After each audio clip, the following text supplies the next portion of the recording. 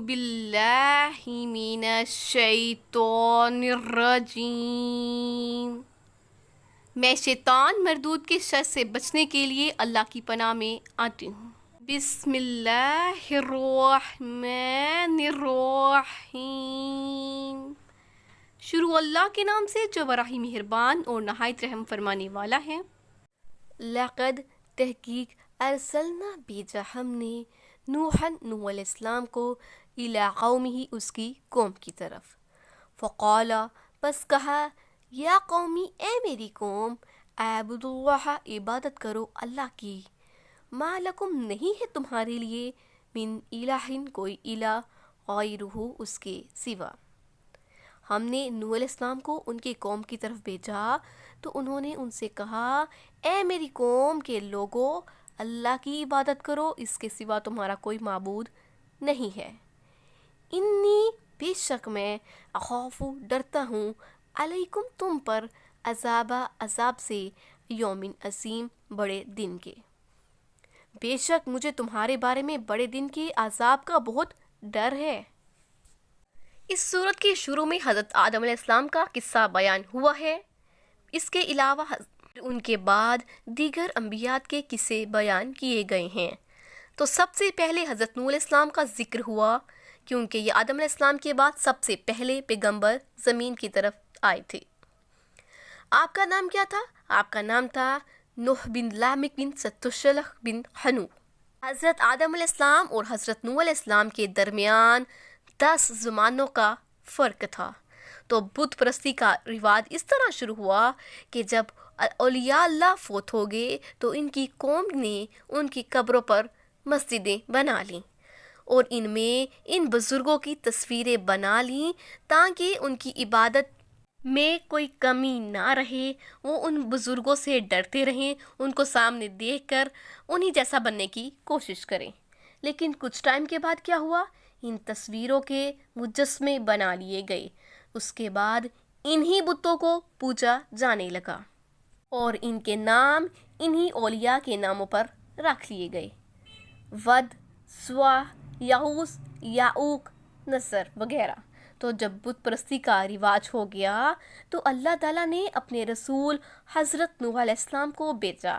آپ نے انہیں اللہ کی عبادت کرنے کی تلقین کی اور کہا اللہ کے سوا کوئی معبود نہیں، مجھے تو ڈر ہے کہ کہیں قیامت کے دن تمہیں عذاب نہ ہو۔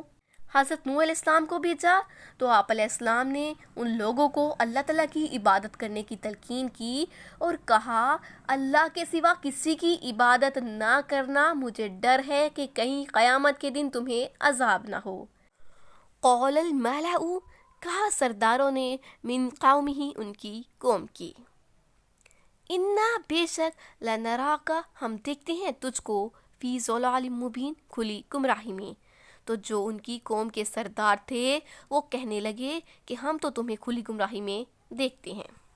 نوح علیہ السلام کی قوم کے سرداروں نے حضرت نوح علیہ السلام کو جواب دیا کہ تم تو بھٹک گئے ہو، ہمیں اپنے باپ دادا کے دین سے ہٹا رہے ہو۔ ہر بد شخص نیک لوگوں کو گمراہ سمجھا کرتا ہے۔ تو قرآن مجید میں ہے کہ جب یہ بدکار ان نیک لوگوں کو دیکھتے ہیں کہتے ہیں یہ تو بہکے ہوئے ہیں۔ یہ لوگ کہا کرتے تھے کہ اگر یہ دین اچھا ہوتا تو ان سے پہلے ہم مان نہ لیتے، تو یہ بات سراسر جھوٹ ہے۔ قال فرمایا یا قومی اے میری قوم لیسا نہیں بھی میں ضلالۃ گمراہی میں، ولیکنی اور لیکن میں ہوں رسول من رب العالمین تمام جہانوں کے رب کی طرف سے بھیجا گیا۔ انہوں نے کہا اے قوم مجھ میں کسی طرح کی گمراہی نہیں ہے بلکہ میں تو اللہ تعالیٰ کی طرف سے پیغمبر بنا کر بھیجا گیا ہوں۔ حضرت نوح علیہ السلام نے جواب دیا کہ میں تو بھٹکا ہوا نہیں ہوں بلکہ میں اللہ کا رسول ہوں، تمہیں اللہ تعالیٰ کا پیغام پہنچانے کے لیے آیا ہوں، تمہارا خیر خواہ ہوں۔ ابلغکم پہنچاتا ہوں تم کو رسالاتی پیغام ربی اپنے رب کا، وانصح اور خیر خواہ ہوں لکم تمہارے لیے، وعالم اور جانتا ہوں من اللہ اللہ کی طرف سے ما لا تعلمون جو تم نہیں جانتے۔ تو میں اپنے پروردگار کے پیغامات پہنچاتا ہوں، تمہاری خیر خواہی کرتا ہوں، اور مجھ کو اللہ کی طرف سے ایسی باتیں معلوم ہیں جس سے تم بے خبر ہو، بلکہ میں تو اللہ کا پیغام پہنچا رہا ہوں، میں تمہارا خیر خواہ ہوں اور وہ باتیں جانتا ہوں جو کہ تم نہیں جانتے۔ ہر رسول مبلغ، ناسخ اور خیر خواہ ہوتا ہے، تو ان صفات میں کوئی ان کی برابری نہیں کر سکتا۔ تو صحیح مسلم میں ہے، اے لوگو، اگر تم میری بابت اللہ کے ہاں پوچھے جاؤ گے تو بتاؤ کیا جواب دو گے؟ سب نے کہا، ہم کہیں گے کہ آپ نے تبلیغ کر دی تھی اور حق پہنچا دیا تھا اور پوری خیر خواہی کی تھی۔ بس آپ نے اپنی انگلی آسمان کی طرف اٹھائی اور پھر نیچے زمین کی طرف اشارہ کیا اور فرمایا، یا اللہ تو گواہ ہے، اے اللہ تو گواہ ہے۔ اَوَ عَجِبْتُمْ، کیا تم کو تعجب ہے؟ ان جاءکم، یہ کہ آیا ہے تمہارے پاس، ذکر نصیحت من ربکم، تمہارے رب کی طرف سے، علی رجل، آدمی پر، منکم، تم میں سے، لینذرکم، تاکہ تم کو ڈرائے، ولتتقوا، اور تاکہ تم بچو، ولعلکم، اور تاکہ تم ترحمون، رحم کیے جاؤ۔ تو کیا تم کو اس بات پر تعجب ہے کہ تم میں سے ایک شخص کے ہاتھ تمہارے پروردگار کی طرف سے تمہارے پاس نصیحت آئی ہے، تاکہ وہ تم کو ڈرائے، تمہیں پرہیزگار بنائے اور تاکہ تم پر رحم کیا جائے۔ حضرت نوح علیہ السلام اپنی قوم سے فرماتے ہیں کہ تم کو اس بات کا تعجب ہے کہ اللہ نے اپنے کرم سے کہ اسی انسان پر وحی کیوں نازل فرمائی، اسے پیغمبری سے ممتاز کیا، انسان ہی کیوں بھیجا، فرشتہ کیوں نازل نہیں کیا؟ کیا تمہیں اس بات پر تعجب ہے؟ تو انسان بھیجا تاکہ تم ہی میں سے ہو اور تم اس کی باتوں کو اچھے سے سمجھ لو اور وہ تمہیں شرک و کفر سے دور کر کے عذاب الہی سے بچا لے اور تم پر اللہ تعالیٰ اپنی رحمتیں نازل فرمائے۔ فَكَذَّبُوهُ، پس جھٹلایا اس کو، فَأَنجَيْنَاهُ، پس نجات دی ہم نے اسے، وَالَّذِينَ، اور وہ لوگ جو مَعَهُ اس کے ساتھ تھے، فِي الْفُلْكِ، کشتی میں۔ اگر ان لوگوں نے جھٹلایا، تکذیب کی، تو ہم نے نوح علیہ السلام کو اور جو لوگ ان کے ساتھ کشتی میں سوار تھے بچا لیا۔ وَأَغْرَقْنَا الَّذِينَ، اور غرق کر دیا ہم نے ان لوگوں کو، کذبوا، جنہوں نے جھٹلایا تھا، بِآیاتِنَا، ہماری آیتوں کو۔ تو جنہوں نے ہماری آیتوں کو جھٹلایا تھا انہیں غرق کر دیا گیا۔ انہم، بے شک وہ، کانو تھے، قومن، قوم، امین، اندھے، بے شک وہ لوگ اندھے تھے۔ حضرت نوح علیہ السلام کی نصیحتوں کا ان پر کوئی اثر نہ ہوا اور یہ ان کو جھٹلاتے رہے، مخالفت سے باز نہ آئے، ایمان قبول نہ کیا، صرف کچھ لوگ ہی جو تھے وہ ایمان لے کر آئے۔ پھر ہم نے ان نیک لوگوں کو اپنے نبی کے ساتھ کشتی میں بٹھا کر طوفان سے نجات دی اور باقی لوگوں کو تباہ و برباد کر دیا، جیسا کہ سورہ نوح میں ہے کہ وہ اپنے گناہوں کے باعث غرق کر دیے گئے، پھر دوزخ میں ڈال دیے گئے اور کوئی ایسا نہ تھا کہ جو ان کی کسی بھی قسم کی مدد کرتا۔ تو یہ لوگ حق سے آنکھیں بند کیے ہوئے تھے، اندھے ہو گئے تھے، حق کو پہچان ہی نہ سکے۔ اللہ نے اپنے نبی علیہ السلام کو ان کے ساتھیوں سمیت نجات دی اور ان کے دشمنوں کو تباہ و برباد کیا، جیسا کہ وعدہ ہے کہ ہم اپنے رسولوں کی اور ایمانداروں کی ضرور مدد فرمایا کرتے ہیں، صرف دنیا میں ہی نہیں بلکہ آخرت میں بھی ان پرہیزگاروں کے لیے عافیت ہے۔ وَإِلَىٰ عَادٍ، اور عاد کی طرف، أَخَاهُمْ، ان کے بھائی، ہود کو بھیجا، اور قوم عاد کی طرف ان کے بھائی ہود کو بھیجا۔ قال، فرمایا، یا قومی، اے میری قوم، اعبدوا اللہ، عبادت کرو اللہ کی، ما لکم، نہیں ہے تمہارے لیے، من الہ، کوئی الہ، غیرہ، اس کے سوا، افلا تتقون، کیا تم ڈرتے نہیں ہو؟ انہوں نے کہا، اے میری قوم کے لوگو، اللہ ہی کی عبادت کرو، اس کے سوا تمہارا کوئی معبود نہیں، کیا تم ڈرتے نہیں؟ اللہ تعالیٰ فرماتے ہیں جیسے قوم نوح کی طرف حضرت نوح علیہ السلام کو ہم نے بھیجا تھا، قوم عاد کی طرف حضرت ہود علیہ السلام کو ہم نے نبی بنا کر بھیجا۔ تو یہ لوگ عاد بن ارم بن اوس بن سام بن نوح کی اولاد تھے۔ یہ جنگل میں ستونوں میں رہتے تھے۔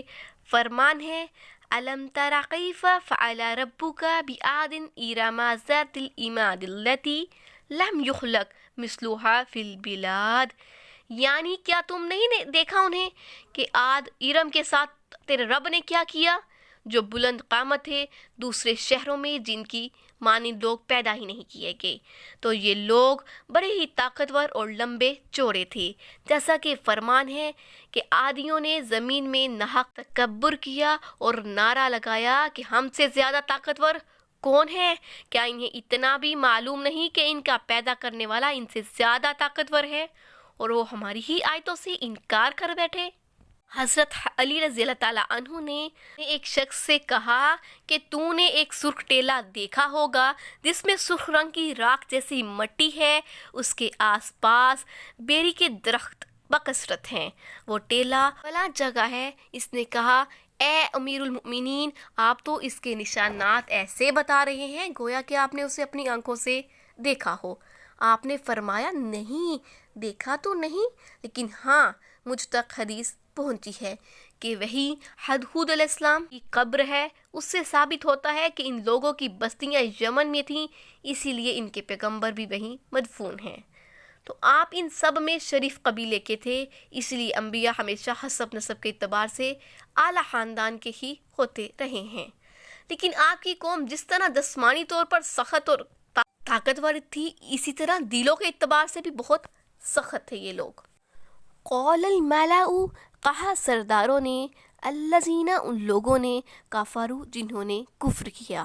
تو ان کی قوم کے سردار جو کافر تھے کہنے لگے من قومہ، اپنی قوم سے، انا، بے شک، لنراک، البتہ دیکھتے ہیں ہم تجھ کو، فی صفاحۃ، بے وقوفی میں، وانا، اور بے شک، لنظنک، گمان کرتے ہیں تمہیں، من القاذبین، جھوٹوں میں سے۔ تو انہوں نے کہا ہم تمہیں احمق سمجھتے ہیں اور تمہیں جھوٹا خیال کرتے ہیں۔ تو جب اپنے نبی کی زبانی اللہ کی عبادت اور تقوی کی نصیحت سنی کہ سردار بول اٹھے کہ تو پاگل ہو گیا ہے، ہمیں اپنے بتوں کی ان تصویروں کی عبادت سے منع فرماتا ہے اور اللہ کی وحدانیت کی طرف بلا رہا ہے۔ یہی تعجب قریش کو ہوا تھا۔ انہوں نے کہا تھا کہ محمد صلی اللہ علیہ وآلہ وسلم نے سارے معبودوں کی عبادت سے ہٹا کر ایک ہی عبادت کی دعوت کیوں دی؟ قولا، فرمایا، یا قومی، اے میری قوم، لیسا، نہیں، بھی مجھ میں، صفاحت، بے وقوف۔ تو انہوں نے کہا کہ اے میری قوم، میں بے وقوف نہیں ہوں، ولیکنی، اور لیکن میں ہوں، رسول، پیغمبر، من رب العالمین، تمام جہان والوں کے رب کی طرف سے۔ تو انہوں نے کہا میری قوم، میں بے وقوف نہیں ہوں بلکہ میں تو رب العالمین کا پیغمبر ہوں۔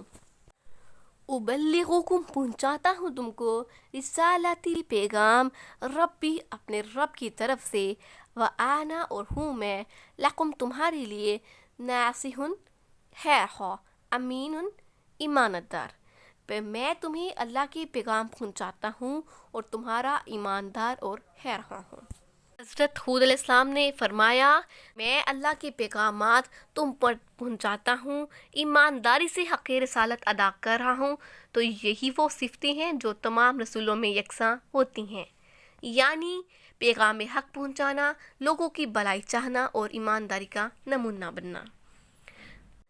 اوا عجبتم، کیا تم کو تعجب ہے، ان جاءکم، یہ کہ آیا ہے تمہارے پاس، ذکر، نصیحت، من ربکم، تمہارے رب کی طرف سے، علی رجل، آدمی پر، منکم، تمہیں میں سے، لینذرکم، تاکہ تمہیں ڈرائے۔ تو کیا تم کو اس بات پر تعجب ہے کہ تم میں سے ایک شخص کے ہاتھ اللہ تعالیٰ کی طرف سے نصیحت آئی ہے؟ وَاذْکُرُوا، اور یاد کرو، اس جب جعلکم، بنایا تم کو، خلفاء، خلیفہ، من بعد قوم نوح، نوح علیہ السلام کی قوم کے بعد، وزادکم، اور زیادہ دیا تم کو، فی الخلق، کی پیدائش میں، بسطۃ، کشادگی، فاذکروا، پس یاد کرو، آلاء اللہ، اللہ کی نعمتوں کو، لعلکم، تاکہ تم تفلحون، فلاح پا سکو۔ تو کیا تم کو اس بات پر تعجب ہے کہ تمہیں میں سے ایک شخص کے پاس اللہ کی طرف سے نصیحت آئی ہے کہ وہ تمہیں ڈرائے، اور یاد کرو جب اس نے تم کو قوم نوح کے بعد سردار بنایا اور تم کو پھیلایا اور زیادہ کیا۔ اللہ کی نعمتوں کو یاد کرو تاکہ نجات پا سکو۔ تم میری رسالت پر تعجب نہ کرو، بلکہ اللہ کا شکر ادا کرو کہ اس نے تم میں سے ایک شخص کو پیغمبر بنایا کہ وہ تمہیں اللہ کے عذاب سے ڈرائے۔ تمہیں رب کے اس احسان کو بھی نہیں بھولنا چاہیے کہ اس نے تمہیں ہلاک ہونے والوں میں سے بچایا اور تمہیں باقی رکھا۔ اتنا ہی نہیں بلکہ تمہیں مضبوط اور طاقتور بنایا۔ تو یہی نعمت طالوت پر تھی کہ انہیں جسمانی اور علمی کشادگی تھی۔ تم اللہ کی نعمتوں کو یاد رکھو تاکہ نجات پا سکو۔ قولو کہنے لگے اجئتنا کیا تم آئے ہو لنعبد اللہ یہ کہ ہم عبادت کریں اللہ کی وحدہ اسی ایک کی ونذرا اور چھوڑ دے ما جو کانا تھے یعبدو عبادت کرتے آباؤنا ہمارے آباء و اجداد فاتنا پس لے آؤ بما اس کو جو تعیدون جس سے تم ہمیں ڈراتے ہو ان کنتا اگر ہو تم من الصادقین سچوں میں سے۔ تو وہ کہنے لگے کیا تم ہمارے پاس اس لیے آئے ہو کہ ہم اکیلے اللہ ہی کی عبادت کریں اور جن کو ہمارے باپ دادا پوجتے چلے آ رہے ہیں ان کو چھوڑ دیں؟ اگر سچے ہو تو جس چیز سے ڈراتے ہو اسے لے آؤ۔ قوم عاد کی سرکشی یہاں بیان ہو رہی ہے کہ انہوں نے حضرت ہود علیہ السلام سے کہا کہ آپ کے آنے کا مقصد یہی ہے کہ ہم اللہ ہی کی عبادت کریں اور باپ دادا کے پرانے معبودوں سے روگردانی کر لیں۔ سنو، اگر یہی مقصد ہے تو یہ پورا نہیں ہو سکتا۔ ہم تیار ہیں، اگر تم سچے ہو تو اپنے اللہ سے ہمارے لیے عذاب طلب کرو۔ تو یہی کفار مکہ نے کہا تھا، کہنے لگے تھے کہ اے محمد صلی اللہ علیہ وآلہ وسلم حق ہے، وہ واقعی تیرا کلام ہے اور ہم نہیں مانتے۔ تو ہم پر آسمان سے پتھر برسا اور کوئی اور سخت عذاب لے آ۔ قوم عاد کے بتوں کے نام یہ ہیں سمد، سمود، دبا۔ ان کی اس ڈٹائی کے مقابلے میں اللہ کا عذاب اور اس کا غضب ثابت ہو گیا۔ قال کہا قد تحقیق واقعہ ہو گیا، ثابت ہو گیا علیکم تم پر من ربکم تمہارے رب کی طرف سے رجسن عذاب وغضب اور غضب۔ انہوں نے کہا کہ تمہارے پروردگار کی طرف سے تم پر عذاب نازل ہو چکا ہے، تم پر مقرر کر کیا جا چکا ہے۔ اتجادلوننی کیا تم جھگڑتے ہو مجھ سے فی میں اسماء ان ناموں کے بارے میں سمیتموہا رکھا ہے اس کو انتم تم نے وآباؤکم اور تمہارے باپ دادا نے۔ تو کیا تم ایسے ناموں کے بارے میں مجھ سے جھگڑتے ہو جو تم نے اور تمہارے باپ دادا نے اپنی طرف سے رکھ لیے ہیں؟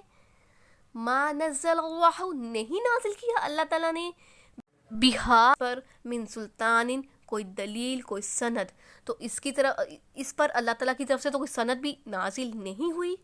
فانتظروا پس تم انتظار کرو، انی بے شک میں معکم تمہارے ساتھ ہوں، من المنتظرین انتظار کرنے والوں میں سے۔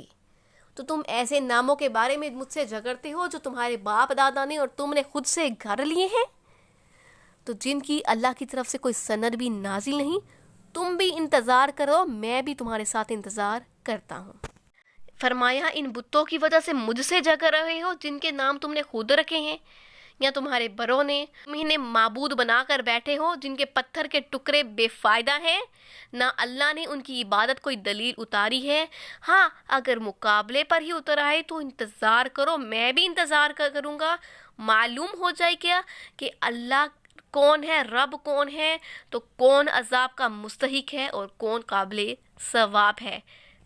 فَأَنْجَيْنَاهُ پس نجات دی ہم نے اس کو والذین اور جو لوگ معہو اس کے ساتھ تھے برحمت اپنی رحمت سے منا اپنی طرف سے وقطعنا اور کاٹ دیا ہم نے دابر الذین جر ان لوگوں کی کذبوا جنہوں نے جھٹلایا بآیاتنا ہماری آیتوں کو وما اور نہیں کانو تھے وہ مؤمنین ایمان لانے والے۔ پھر ہم نے ہود کو اور جو لوگ ان کے ساتھ تھے ان کو نجات دی، اور جنہوں نے ہماری آیتوں کو جھٹلایا ان کی جڑ کاٹ دی گئی اور وہ ایمان لانے والے نہیں تھے۔ اللہ فرماتے ہیں ہم نے اپنے نبی کو اور ان کے ساتھیوں کو نجات دی اور کافروں کی جڑیں کاٹ دی گئی۔ تو قرآن مجید کے کئی مقامات پر اللہ تعالیٰ نے ان کی تباہی کی صورتحال بیان فرمائی ہیں۔ ان پر تیز ہوائیں چلائی گئیں جنہوں نے انہیں اور ان کی تمام چیزوں کو تباہ و برباد کر دیا۔ عاد لوگ بڑے ہی سخت آندھی سے ہلاک کر دیے گئے جو ان پر 8 دن اور 7 راتیں چلتی رہی۔ سارے کے سارے اس طرح ہو گئے جیسے کھجور کے درختوں کے تنے الگ ہو اور شاخیں الگ ہو۔ دیکھ لیں ان میں سے ایک بھی اب نظر آ رہا ہے۔